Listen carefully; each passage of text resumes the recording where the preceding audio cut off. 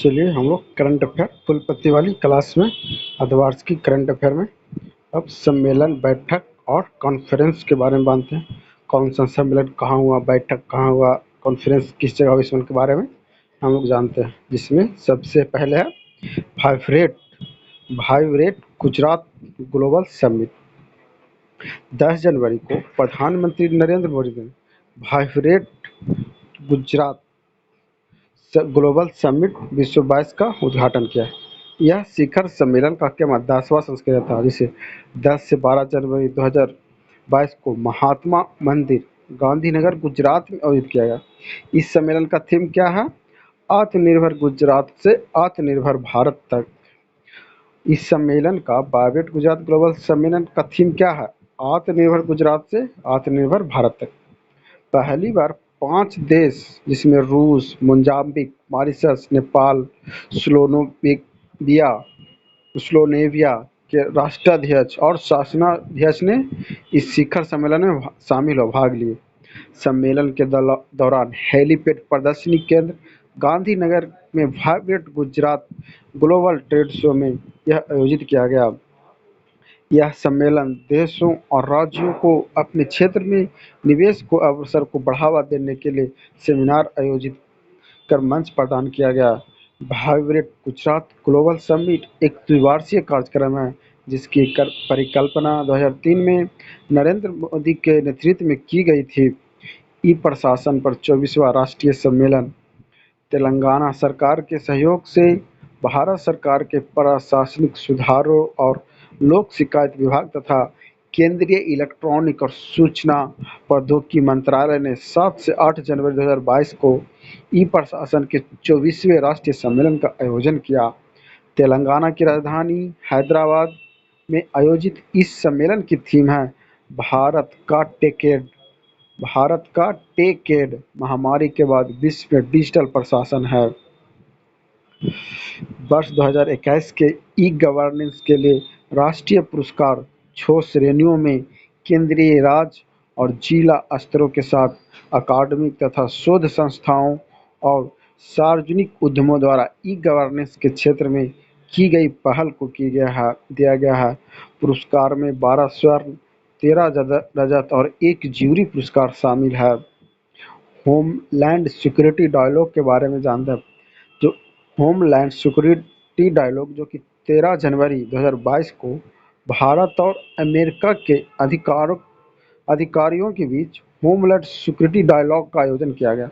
दोनों देश ने काउंटर टेररिज्म, साइबर सुरक्षा, महत्वपूर्ण ढांचे की सुरक्षा, समुद्री सुरक्षा, हवाई सुरक्षा, व्यापार सुरक्षा को लेकर मौजूद सहयोग की समीक्षा करते हुए इसे बढ़ाने के लिए उठाए जाने वाले कदमों पर चर्चा की।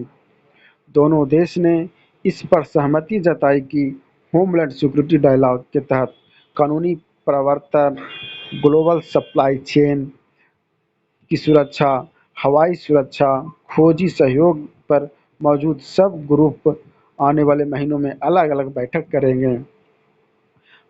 तथा भारत अमेरिका मातृभूमि सुरक्षा वार्ता 2010 में भारत अमेरिका की आतंकवाद विरोधी पहल पर भी हस्ताक्षर किए। पहली होमलैंड सुरक्षा वार्ता 2011 में आयोजित की गई थी। पहला भारत मध्य एशिया शिखर सम्मेलन।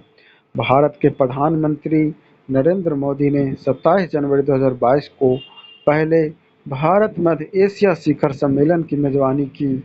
इस शिखर का सम्मेलन 5 मध्य एशियाई देशों के राष्ट्रपतियों ने भाग लिया। ये 5 देश हैं कजाकिस्तान, उज्बेकिस्तान, तुर्कमेनिस्तान, तजाकिस्तान और किर्गिज गणराज्य है। कोरोना के कारण मध्य एशियाई नेताओं ने भारत के 73वें गणतंत्र दिवस के समारोह में भाग लेने में असमर्थ होने के बाद आभासी शिखर सम्मेलन आयोजित किया गया। इस बैठक में भारत के प्रधानमंत्री नरेंद्र मोदी ने भारत और मध्य एशिया देशों के राजनयिक संबंधों के 30 सार्थक वर्ष पूरे होने पर पिछले 3 दशकों में इस सहयोग की कई सफलताओं पर चर्चा की। अफगानिस्तान के संदर्भ में भी यह आपसी सहयोग और क्षेत्रीय सुरक्षा को स्थिरता के लिए महत्वपूर्ण हो गया है। इस बैठक का दूसरा उद्देश्य परस्पर सहयोग को एक प्रभावी स्ट्रक्चर देना और तीसरा उद्देश्य इस सहयोग के लिए एक महत्वाकांक्षी रोड मैप बनाना है। भारत मध्य एशिया संवाद प्रति वर्ष आयोजित किया जाता है। इसमें मंत्रियों के बीच बातचीत होता है। पहला संवाद वर्ष 2019 में आयोजित किया गया था। फिनटेक ओपन समिट फिनटेक उद्योग के महत्व को प्रदर्शित करने के प्रयास में नीति आयोग ने फोनपे SWSEY के सहयोग से 7 फरवरी से 28 फरवरी तक 3 सप्ताह के लिए चलने वाले वर्चुअल शिखर सम्मेलन फिनटेक ओपन का आयोजन किया। केंद्रीय रेल, संचार और इलेक्ट्रॉनिक्स एवं सूचना प्रौद्योगिकी मंत्री अश्विनी वैष्णव ने 7 फरवरी 2022 को नीति आयोग के उपाध्यक्ष डॉक्टर राजीव कुमार की उपस्थिति में शिखर सम्मेलन का उद्घाटन किया। अपनी तरह प्रथम इस पहल में फिनटेक ओपन नियामकों, फिनटेक पेशेवरों और उत्साही लोगों को उद्योग जगत के लिए अग्रणी हस्तियों जैसे कि स्टार्टअप समुदाय, डेवलपर्स को सहयोग एवं वैचारिक नवाचार का आदान प्रदान करने के लिए एक साथ लाया गया। सार्वजनिक निवेश का उपयोग करके खुला मंच बनाया जाएगा जिसमें कई निजी उद्यमी जैसे स्टार्टअप डेवलपर्स नए समाधान बनाने के लिए जुड़ सकते हैं। 35वां अफ्रीकी संघ शिखर सम्मेलन 35वां अफ्रीकी संघ शिखर सम्मेलन जो कि 5 से 6 फरवरी को इथियोपिया के अदिस अबाबा में आयोजित किया गया। इस शिखर सम्मेलन में महामारी सुरक्षा को सर्वोच्च प्राथमिकता दी गई तथा कई अफ्रीकी देशों में कोविड टीका की अनुपलब्धता के बारे में चर्चा की गई।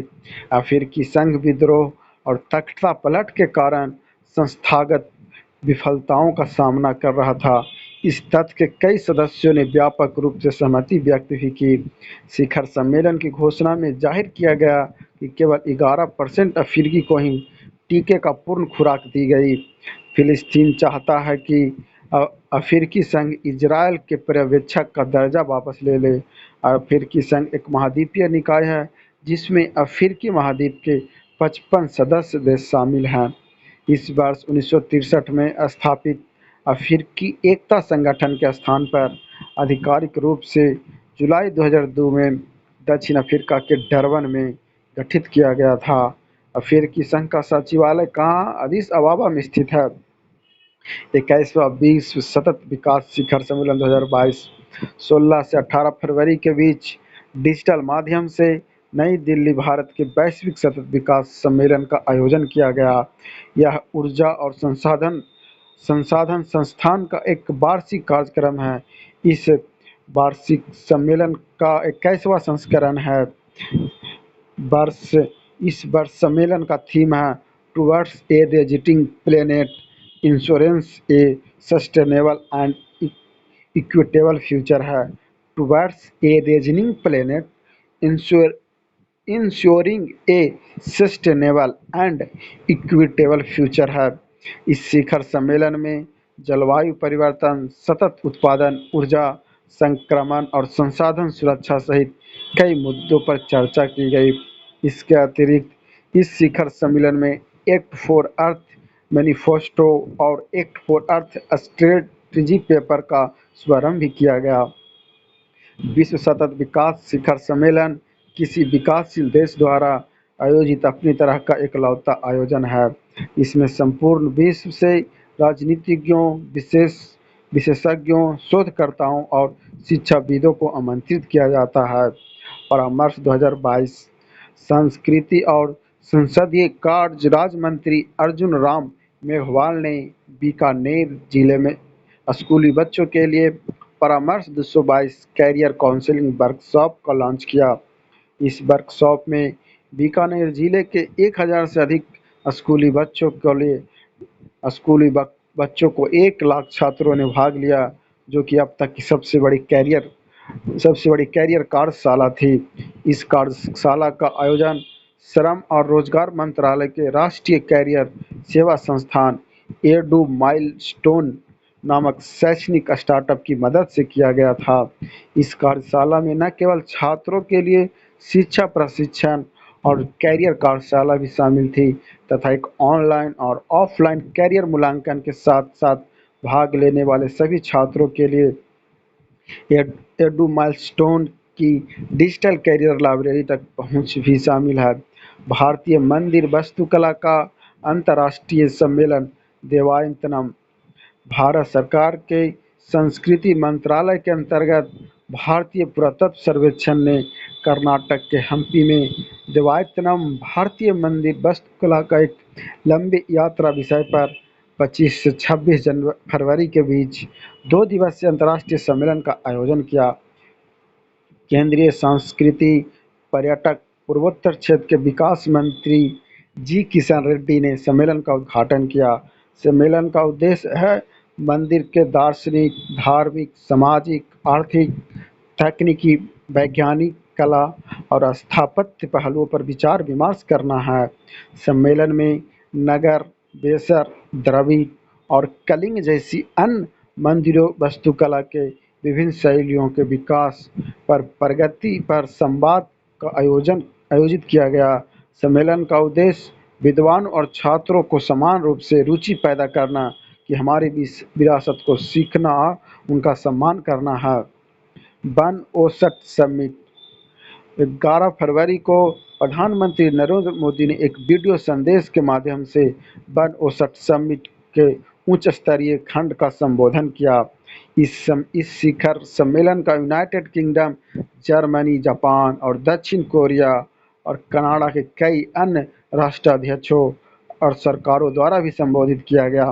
वन ओसट समिट का आयोजन फ्रांस द्वारा संयुक्त राष्ट्र और विश्व बैंक के सहयोग से फ्रांस में 9 से 11 फरवरी 2022 तक किया गया।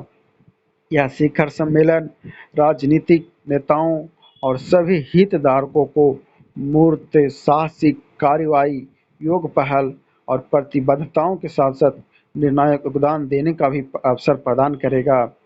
यह पहला बड़ा इवेंट है जो महासागर को समर्पित दशक के पहले वर्ष में है। वन ओसट समिट का आयोजन अंतर्राष्ट्रीय समुदाय को स्वस्थ और सतत समुद्री पारिस्थितिकी तंत्र के समर्थन और संरक्षण के लिए ठोस कार्रवाई के लिए प्रेरित करने का उद्देश्य भी किया गया है। संयुक्त राष्ट्र ने गिरते समुद्री जीवन को बहाल करने और जागरूकता बढ़ाने के लिए 2021 और 2023 के बीच दशक को सतत विकास के लिए महासागर विकास विज्ञान का दशक के रूप में नामित किया है।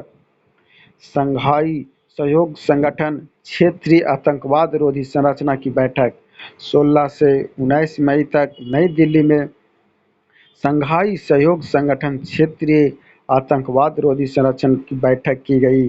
भारतीय स्कॉट राइट्स की कार्यकारी परिषद का वर्तमान अध्यक्ष है। भारत स्कॉट राइट्स की कार्यकारी परिषद का वर्तमान अध्यक्ष है। राइट्स मंच आतंकवाद से जुड़े अंतर्राष्ट्रीय अपराधों ने एससीओ सदस्य देश को सुरक्षा सुनिश्चित करने के लिए तंत्र प्रदान करता है। ब्रिक्स के विदेशी मंत्रियों की बैठक के बारे में जानते हैं, जो कि 19 मई 2022 को ब्रिक्स के विदेश मंत्रियों ने बैठक आयोजित की। इसमें 5 ब्रिक्स देश में शामिल हुए, जिसमें ब्राज़ील, रूस, भारत, चीन, दक्षिण अफ्रीका के विदेश मंत्री इसमें शामिल हुए। इस बैठक की मेजबानी चीन के स्टेट काउंसिल और विदेश मंत्री वांग ई द्वारा की गई। इस वर्ष 14वां ब्रिक्स शिखर सम्मेलन चीन की अध्यक्षता में किया गया। वर्ल्ड इकोनॉमिक फोरम की दावोस वार्षिक बैठक 22 से 26 मई के बीच तक वर्ल्ड इकोनॉमिक फोरम की स्विट्जरलैंड के शहर दावोस में वार्षिक बैठक का आयोजन किया गया। डब्ल्यूईएफ की वार्षिक बैठक 2022 की थीम है वर्किंग टुगेदर रीस्टोरिंग ट्रस्ट है। डब्ल्यूईएफ की वार्षिक बैठक की थीम है वर्किंग टुगेदर रीस्टोरिंग ट्रस्ट है। वाणिज्य और उद्योग मंत्री पीयूष गोयल ने 5 दिन के इस सम्मेलन में भारतीय शिष्टमंडल का नेतृत्व भी किया। विश्व आर्थिक मंच के इस मामले में अंतर्राष्ट्रीय मुद्दों पर भारत का पक्ष गंभीरता से सुने जाने की संभावना है, क्योंकि भारत अगले वर्ष G20 देशों का अध्यक्ष बनने जा रहा है। WEF एक स्विस गैर लाभकारी संस्था है जिसकी स्थापना 1971 के जेनेवा, स्विट्जरलैंड में हुई थी। अब है आरोहण 4.0, इसके बारे में जानते हैं। 26 से 27 मई को डाक विभाग और इंडियन पोस्ट पेमेंट बैंक ने आरोहण 4.0 के वरिष्ठ पदाधिकारियों की 2 दिवसीय बैठक हिमाचल प्रदेश के शिमला में आयोजित किया। बैठक का एजेंडा है देश में वित्तीय समावेशन अभियान को गहरा करना तथा भारत के प्रत्येक नागरिक को बैंकिंग समाधान प्रदान करने के तरीकों पर चर्चा और विचार विमर्श करना है था। भारतीय अतुल्य भारत अंतर्राष्ट्रीय क्रूज सम्मेलन विश्व 22 14 से 15 मई के बीच मुंबई के महाराष्ट्र में आयोजित किया गया। महाराष्ट्र के मुंबई में आयोजित किया गया। मुंबई में 2 दिवसीय कार्यक्रम का आयोजन बंदरगाह, नौवहन और जल मार्ग मंत्रालय, Mumbai port authority, federation of India, chambers of commerce industry द्वारा फिक्की के द्वारा किया गया। चौथा क्वाड शिखर सम्मेलन विश्व 22 जो 24 मई को क्वाड समूह का चौथा शिखर सम्मेलन जापान के टोक्यो में आयोजित किया गया।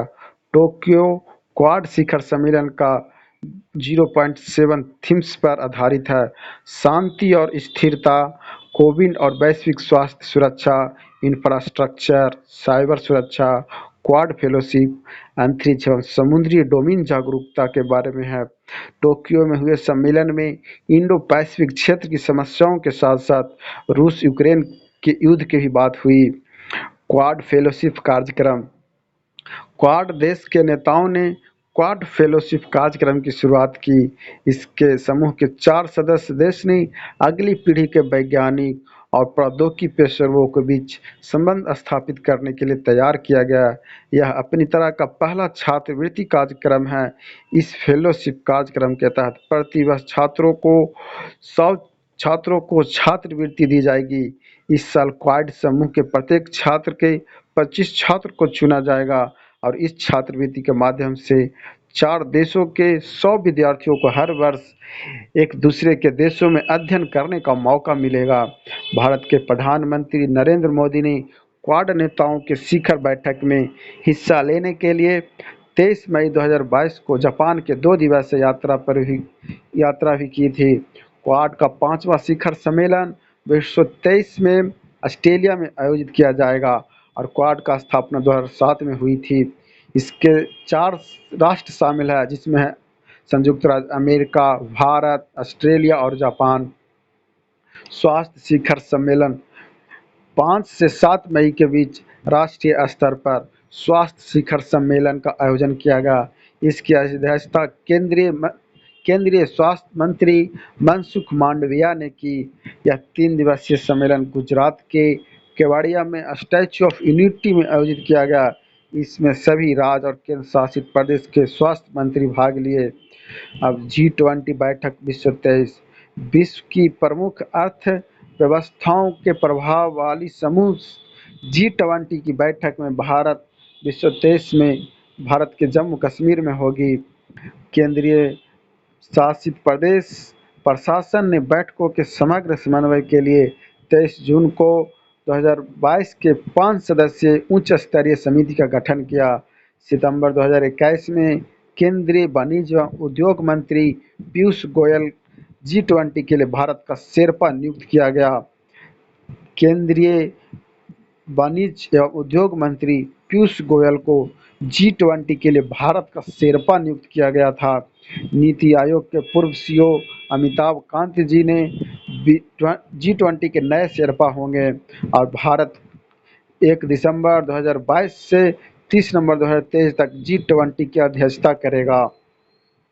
उसके बाद है जीतो कनेक्ट विश्व 22 6 मई 2022 को प्रधानमंत्री नरेंद्र मोदी ने पुणे में 6 से 8 मई के बीच आयोजित जैन अंतर्राष्ट्रीय व्यापार संगठन के वैश्विक शिखर सम्मेलन जीतो कनेक्ट 2022 का उद्घाटन किया। जीतो कनेक्ट आपसी नेटवर्किंग और वार्ता के जरिए व्यापार और उद्योग की बढ़ोतरी हेतु एक मंच है। विश्व के सबसे बड़े और प्रतिष्ठित वैश्विक व्यापार शिखर सम्मेलन में से एक है। असम में बोडो साहित्य सभा का 61वां वार्षिक सम्मेलन 2 से 4 मई के बीच 2022 में असम में बोडो साहित्य सभा के 61वें वार्षिक सम्मेलन का आयोजन किया जाए। इसमें भाग लेने के लिए राष्ट्रपति रामनाथ कोविंद ने असम के तामुलुर जिले के का कचूबरी की यात्रा की। बोडो साहित्य सभा के लिए यह एक ऐतिहासिक क्षण है, क्योंकि अब तक किसी भी राष्ट्रपति ने कभी भी पूर्वोत्तर क्षेत्र में किसी भाषा के साहित्यिक कार्यक्रम में शिरकत नहीं की। बोडो साहित्य सभा एक क्षेत्रीय भाषा साक्षरता सम्मेलन है। यह बोडो भाषा और बोडो साहित्य को बढ़ावा देता है। टोरेन सिंह बोरो बोडो साहित्य सभा के वर्तमान अध्यक्ष हैं। भारत का पहला सेमिकॉन इंडिया विश्व 29 अप्रैल को 2022 में प्रधानमंत्री नरेंद्र मोदी ने बेंगलुरु में भारत के पहला सेमिकॉन इंडिया 2022 का उद्घाटन किया। इसका आयोजन भारत के इलेक्ट्रॉनिक निर्माण, सेमीकंडक्टर डिजाइन, निर्माण और नवाचारों में आगे बढ़ने के लिए किया गया था। इस सम्मेलन का आयोजन इलेक्ट्रॉनिक्स और सूचना प्रौद्योगिकी मंत्रालय द्वारा 29 अप्रैल से 1 मई तक आईटीसी गार्डेनिया बंगलुरु में किया गया था। 15वें विश्व वानिकी कॉन्फ्रेंस के बारे में जानते हैं, जो कि 15 मई 2015 15वीं विश्व वानिकी कॉन्फ्रेंस, जो कि मई 2022 में दक्षिण कोरिया के सियोल में 15वीं विश्व वानिकी कॉन्फ्रेंस का आयोजन किया गया। इसमें सियोल वन घोषणा को अपनाया गया, जिस पर 141 देशों ने हस्ताक्षर किए। वर्ष 2022 हेतु इसकी थीम है हरित स्वास्थ्य और अनुकूल निर्माण। हरित स्वास्थ्य और अनुकूल निर्माण। इस घोषणा के तहत वन राजनीति सामाजिक और पर्यावरणीय सीमाओं से स्वतंत्र होते हुए जो जैविक विविधता और ग्रहणीय पैमानों पर कार्बन जल ऊर्जा चक्रों के लिए महत्वपूर्ण है। अंतर्राष्ट्रीय स्तर पर सहमत प्रतिबद्धताओं को पूरा करने और निम्नलिखित भूमि को बहाल करने के लक्ष्य को पूरा करने के लिए विश्व के स्तर पर वन एवं वन परिदृश्य बहाली में निवेश को वर्ष 2030 तक 3 गुना करने की आवश्यकता है। राष्ट्रीय महिला विधायक सम्मेलन विश्व 26 मई को 2022 में राष्ट्रपति रामनाथ कोविंद ने 2 दिवसीय राष्ट्रीय महिला विधायक सम्मेलन 2022 का उद्घाटन किया। इसकी मेजबानी केरल के विधानसभा द्वारा की गई थी। भारत का यह पहला मौका है जब इतने बड़े पैमाने पर महिला प्रतिनिधियों का राष्ट्रीय सम्मेलन में भाग लिया। संसद की दोनों सदनों और राज्य विधानसभाओं और परिषद सहित देश भर के विभिन्न विधायी निकायों ने महिला सदस्यों के इस कार्यक्रम में भाग लिया था। राष्ट्रीय खनिज कॉन्फ्रेंस में के बारे में जानते हैं, जो कि कोयला मंत्रालय ने विद्युत मंत्रालय और इस्पात मंत्रालय और खान मंत्रालय के सहयोग से 27 मई को भुवनेश्वर में राष्ट्रीय खनिज कॉन्फ्रेंस का आयोजन किया गया था। कोयला मंत्रालय ने वर्ष 2030 तक 100 मीट्रिक टन कोयला गैसीकरण प्राप्त करने के लिए राष्ट्रीय मिशन दस्तावेज तैयार किया। 14वां ब्रिक्स शिखर सम्मेलन विश्व 23 से 24 जून 2022 को 14वां ब्रिक्स शिखर सम्मेलन 2022 का आयोजन किया गया। इसकी अध्यक्षता चीन के राष्ट्रपति शी जिनपिंग ने की। इस शिखर सम्मेलन में शी जिनपिंग और रूस के राष्ट्रपति व्लादिमीर पुतिन, प्रधानमंत्री नरेंद्र मोदी, दक्षिण अफ्रीका के राष्ट्रपति सिरिल रामाफोसा और ब्राजील के राष्ट्रपति जायर बोल्सोनारो ने हिस्सा लिया। इस बैठक के दौरान राष्ट्राध्यक्ष व्यापार, आतंकवाद, पारंपरिक चिकित्सा, स्वास्थ्य, पर्यावरण, बहुपक्षीय संस्थानों में सुधार और कोविड-19 की महामारी के मुकाबले करने जैसे क्षेत्रों में अंतर ब्रिक्स सहयोग पर चर्चा हुआ। ब्रिक्स शिखर सम्मेलन विश्व 22 foster high quality BRICS partnership user in a new era for global development theme के तहत आयोजित किया गया। आपको बता दें कि 13वां ब्रिक्स शिखर सम्मेलन की अध्यक्षता भारत द्वारा की गई थी। बाजरा पर राष्ट्रीय सम्मेलन जून 2022 में केंद्रीय खाद्य प्रसंस्करण उद्योग मंत्री प्रहलाद सिंह पटेल ने नई दिल्ली में बाजरा पर राष्ट्रीय सम्मेलन का उद्घाटन किया। नई दिल्ली में आयोजित इस सम्मेलन का थीम है the future super food for India. वर्ष 2023 तक बाजरा का अंतर्राष्ट्रीय वर्ष होगा, जो कि खाद्य विकल्पों में मूल्य सृजन और टिकाऊ उत्पादनों को बढ़ावा देगा। शिक्षा मंत्रियों का राष्ट्रीय सम्मेलन 1 से 2 जून के बीच शिक्षा मंत्रियों का राष्ट्रीय सम्मेलन गुजरात के गांधीनगर में आयोजित किया गया। राष्ट्र सम्मेलन में राष्ट्रीय शिक्षा नीति 2020 को लागू करने की दृष्टि से देश के शैक्षणिक व्यवस्था को मजबूत बनाने और स्कूल में कौशल विकास और डिजिटल पहल आदि के बारे में चर्चा की गई। स्टॉकहोम प्लस 50 2 से 3 जून को स्वीडन के स्टॉकहोम में स्टॉकहोम प्लस 50 का आयोजन किया गया। यह मानव पर्यावरण पर वर्ष 1972 के संयुक्त राष्ट्र सम्मेलन स्टॉकहोम सम्मेलन के रूप में भी जाना जाता है, जो कि 50वीं वर्षगांठ का उत्सव है। संयुक्त राष्ट्र महासभा द्वारा अंतर्राष्ट्रीय बैठक का आयोजन ऐसे समय पर किया गया जब विश्व स्टॉकहोम घोषणा के 50 वर्ष बाद भी जलवायु परिवर्तन, प्रदूषण और अपशिष्ट प्रकृतियों जैसी तथा जैव विविधता के क्षति के तीसरे ग्रहीय संकट के साथ-साथ अन्य मुद्दों का सामना कर रहा है, जो कि सतत विकास लक्ष्यों को प्राप्ति के लिए खतरा है। G7 का 48वां शिखर सम्मेलन 26 से 27 जून के बीच जर्मनी में G7 का 48वां शिखर सम्मेलन जर्मनी के स्लॉस इम्लाउ में आयोजित किया गया। प्रधानमंत्री नरेंद्र मोदी ने इस शिखर सम्मेलन में भाग लिया और नरेंद्र मोदी ने जलवायु, ऊर्जा और स्वास्थ्य पर G7 सत्र में हरित विकास, स्वस्थ ऊर्जा और सतत विकास शैली और वैश्विक कल्याण के लिए भारत में प्रयासों को रेखांकित किया। प्रधानमंत्री ने दक्षिण अफ्रीका के राष्ट्रपति सिरिल रामाफोसा, इंडोनेशिया के राष्ट्रपति तथा जर्मन चांसलर के साथ द्विपक्षीय बैठक भी की। मोदी ने शिखर सम्मेलन से अलग कनाडा के प्रधानमंत्री और यूरोपीय संघ के अध्यक्ष से भी मुलाकात की। वर्ष 2021 में 47वें शिखर सम्मेलन की मेजबानी ब्रिटेन ने की थी।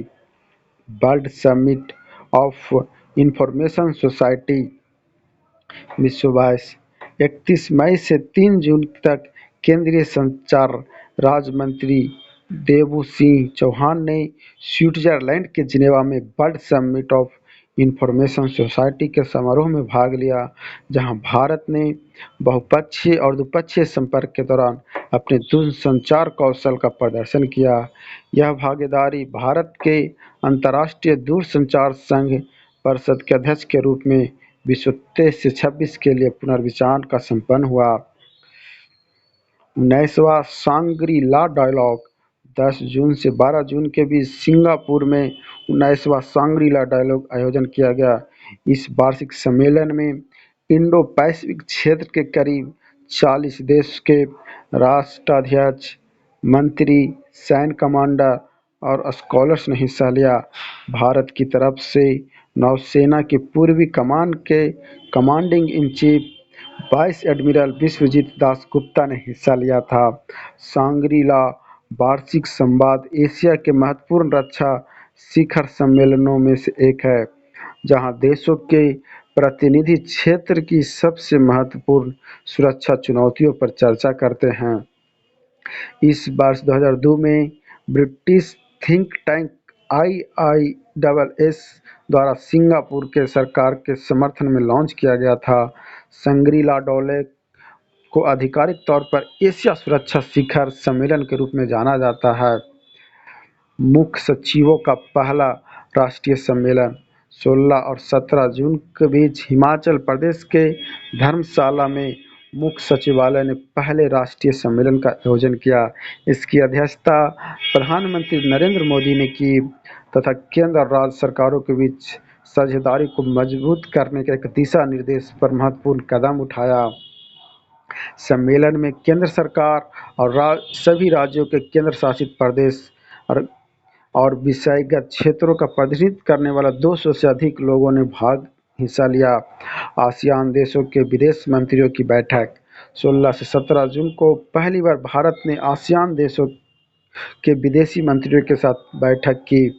इसके साथ दिल्ली डायलॉग के 12वें संस्करण का भी आयोजन किया गया। दिल्ली डायलॉग इस बार विषय हिंद प्रशांत क्षेत्र को परस्पर जोड़ना है। मंत्रिस्तरीय सत्र में विदेश मंत्री डॉक्टर एस जयशंकर और आसियान देशों में विदेश मंत्रियों ने भाग लिया। अंतर्राष्ट्रीय साक्षरता उत्सव उन्मेष 16 जून को 2022 में शिमला में हिमाचल प्रदेश के ऐतिहासिक गेयटी थिएटर में 3 दिवसीय अंतर्राष्ट्रीय साक्षरता उत्सव उन्मेष का आयोजन किया गया। पहली बार आयोजित यह उत्सव आज़ादी के अमृत महोत्सव के अंतर्गत राज्य के कला तथा संस्कृति विभाग के सहयोग से संस्कृति मंत्रालय और साहित्य अकादमी द्वारा आयोजित किया गया था। यह देश में अब तक का सबसे बड़ा अंतर्राष्ट्रीय साक्षरता महोत्सव है। ब्रिक्स शेर्पाओं विश्व 22 ब्रिक्स देश के शेर्पाओं की पहली 2 दिवसीय बैठक वर्चुअल माध्यम से 18 और 19 जनवरी के बीच चीन की अध्यक्षता में आयोजित किया गया, जिसके दौरान इस वर्ष कार्यक्रम तथा प्राथमिकताओं पर चर्चा की गई। भारत के ब्रिक्स शेर्पा संजय भट्टाचार्य थे और ब्रिक्स के पिछले वर्ष विदेश मंत्रियों ने बहुपक्षीय प्रणाली के सुदृढ़ीकरण और सुधार पर सहमति दर्ज की थी। पहला ब्रिक्स ब्राजील, रूस, भारत और चीन शिखर सम्मेलन 2009 में रूस के एकतेरिनबर्ग में हुआ था और दिसंबर 2010 में दक्षिण अफ्रीका के ब्रिक्स में शामिल होने के बाद ब्रिक्स कहा जाने लगा। रायसीना डायलॉग 2022 25 अप्रैल 2022 को प्रधानमंत्री नरेंद्र मोदी ने रायसीना डायलॉग के 7वें संस्करण का उद्घाटन किया। यह कार्यक्रम 25 अप्रैल से 27 अप्रैल तक नई दिल्ली में आयोजित किया गया। इसके मुख्य अतिथि यूरोपीय आयोग के अध्यक्ष उर्सुला वॉन डेर लेयन उपस्थित थे। रायसीना डायलॉग 2022 की थीम है टेरा नोवा इंपैक्ट इन पैसियस इम्पेरिल्ड है, जिसमें 6 विषय पर चर्चा हुई। विदेश मंत्रालय और ऑब्जर्वर रिसर्च फाउंडेशन की ओर से आयोजित होने वाला 3 दिवसीय सम्मेलन में 90 देश के अंतर्राष्ट्रीय विशेषज्ञ भी शामिल हुए। वहीं रायसीना डायलॉग का प्रारंभ 2016 में ही किया गया था। यह भू राजनीतिक और भू आर्थिक मुद्दों पर चर्चा करते हुए एक वार्षिक सम्मेलन है, जिसका आयोजन भारत के विदेश मंत्रालय और ऑब्जर्वर रिसर्च फाउंडेशन द्वारा संयुक्त रूप से किया जाता है।